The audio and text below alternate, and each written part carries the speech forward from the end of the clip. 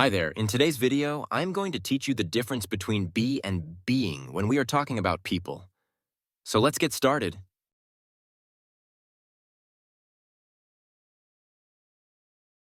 So I'm going to show you some sentences. The first one, the boy is naughty. So naughty is like a bad boy. And the second one, the boy is being naughty. What is the difference between these two sentences? Just looking at the grammar, what is something that you notice? Well, you probably notice this is the only thing that's different. The boy is naughty versus the boy is being naughty. Now, one of these has to do with behavior, and the other one has to do with personality. So, if we look at the boy is naughty, what we are really saying is that the boy is usually bad. It's a part of his personality. It's his feelings. He's a bad boy. It's who he is. He's a naughty boy. That's a little bit different from the boy is being naughty. In this case, we are just looking at a behavior or an action. The boy is usually a good boy, maybe. Maybe he usually does what his parents tell him to. He listens to his teachers. He's a good boy. But that one day, he is acting a certain way. His actions are naughty. His behavior is naughty. The boy is being naughty. So, again, the difference is, one describes his personality type, and the other describes a temporary behavior. It's not forever. It's just right now that he's acting that way, but it's not who he is. Now let's look at some other examples. You are rude. For those of you who don't know, this means not polite. So a person who's not polite is a rude person. If I say you are rude, I'm saying it's your personality. You are usually rude. You are a very rude person. It means this is who you are. Now compare that to you are being rude. In this case, you are not usually a rude person. You are quite a polite person, maybe. But in this situation, your behavior in this moment is rude. So again, you are rude describes who you are, while you are being rude describes your behavior in a specific situation.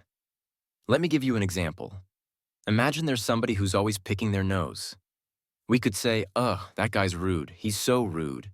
But if he does it just once, if it's just a behavior that happens only one time, you could say, he's being rude. He's not always rude. It's just this one time. A smartass is a person who tries to be funny, but they do it in kind of a not nice way, so it's almost like not nice funny. If you think about when you were a kid, maybe there were some smartasses in your class. Those were the kids who always said things that made the teacher very angry. These people are smartasses. They purposely try to make people angry. So if you say he is a smartass, it means that's his character. He's usually this way. This is how he is. But if you say he is being a smartass, it means maybe it's just this one time. It's his behavior in this moment, but it's not usual for him. It's just right now. So let's do some work on this together. Let's do some examples together. So now, let's do some examples together. The first sentence I have, I was careful when I drove. So when I drive a car, I'm careful. I was careful when I drove.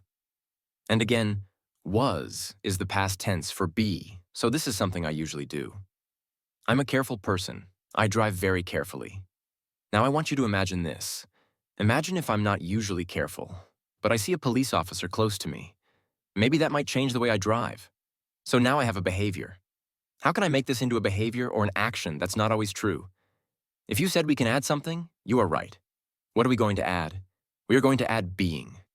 So, I was being careful when I drove. Let's look at the next one. Jack is stupid. Jack is a stupid person. I'm sorry if any of you are named Jack. I don't mean you. This is just an example. Jack is stupid.